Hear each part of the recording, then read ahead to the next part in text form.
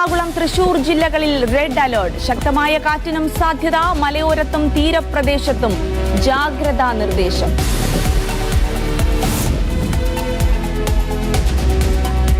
Producers അസോസിയേഷനെതിരെ രൂക്ഷ വിമർശനവുമായി Sandra Thomas. Association ഭരിക്കുന്നത് ഗുണ്ടകളെന്ന സാന്ദ്ര മീഡിയ വണ്ണിനോട്.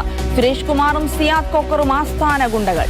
മാധ്യമങ്ങളുടെ മുന്നിൽ അവർ ഇത്രയും ഗുണ്ടായിസം കാണിച്ചെങ്കിൽ ഒരു അടച്ചിട്ട മുറിയിൽ അവരെന്തെല്ലാം കാണിക്കുമെന്ന് നിങ്ങൾക്ക് ഊഹിക്കാൻ പറ്റുമോ? സുരേഷ് കുമാർ എന്ന ഗുണ്ട മാത്രമല്ല, സിയാദ് വോക്കർ എന്ന ഗുണ്ടയും ആസ്ഥാന ഗുണ്ടകളാണ് അവരവിടുത്തെ.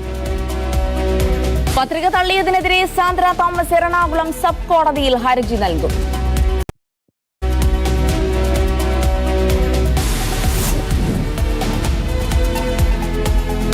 പുനഃസംഘടനാ ചർച്ചകൾക്കായി KPCC നേതൃത്വം ഇന്ന് ഡൽഹിയിൽ. DCC അധ്യക്ഷന്മാരുടെ സാധ്യതാ പട്ടിക ഹൈക്കമാൻഡിന് കൈമാറും.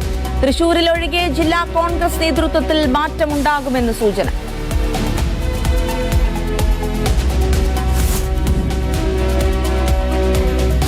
കോഴിക്കോട് കലക്ടറേറ്റിലെ റവന്യൂ എസ്റ്റാബ്ലിഷ്മെന്റ് വിഭാഗത്തിൽ വൻ നിയമന ക്രമക്കേട്. ടൈപ്പിസ്റ്റ് കം ക്ലർക്ക് തസ്തികയിൽ ജോലി ചെയ്യുന്നവരെ LD ക്ലർക്കുമാരായി നിയമിച്ചു. ചട്ടം ലംഘിച്ചുള്ള നിയമനത്തിന് പിന്നിൽ ഭരണാനുകൂല സംഘടനാ നേതാക്കളെന്ന ആരോപണം.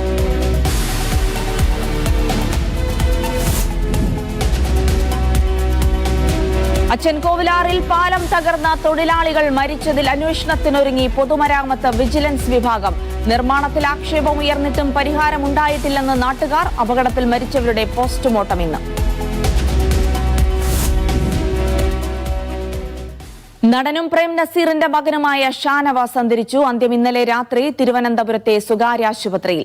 രാവിലെ വഴുതക്കാട്ടെ വീട്ടിൽ പൊതുദർശനം. ഖബറടക്കം വൈകിട്ട് പാളയം ജമാഅത്ത് പള്ളിയിൽ. അധിക തീരുവ ചുമത്തുമെന്ന ഡൊണാൾഡ് ട്രംപിന്റെ ഭീഷണിക്കെതിരെ ഇന്ത്യ. അമേരിക്കയും യൂറോപ്യൻ യൂണിയനും ഇന്ത്യയെ ലക്ഷ്യം വെക്കുന്നുവെന്ന് വിദേശകാര്യ മന്ത്രാലയം. രാജ്യസുരക്ഷയും സാമ്പത്തിക സുരക്ഷയും മുൻനിർത്തി ശക്തമായ നടപടിയെന്നും ഇന്ത്യ.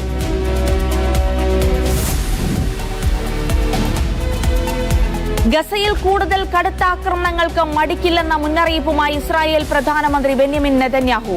സൈനിക നിയന്ത്രണം ശക്തമാക്കാനുള്ള നടപടി ഇന്ന് മന്ത്രിസഭാ യോഗം ചർച്ച ചെയ്യും. പട്ടിണി മരണം തുടരുന്നു. ഗസയിലെ സ്ഥിതി അതീവ ഹൃദയഭേദകമെന്ന UN മനുഷ്യാവകാശ കമ്മീഷണർ.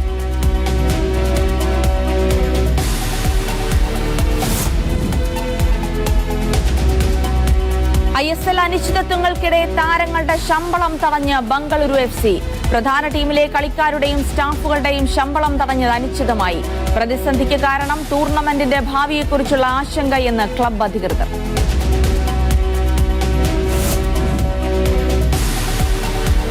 അങ്ങനെ ന്യൂസ് മോർണിംഗിലേക്ക് വിശദമായി പോകുമ്പോൾ ആദ്യം നമ്മൾ ഇന്ന്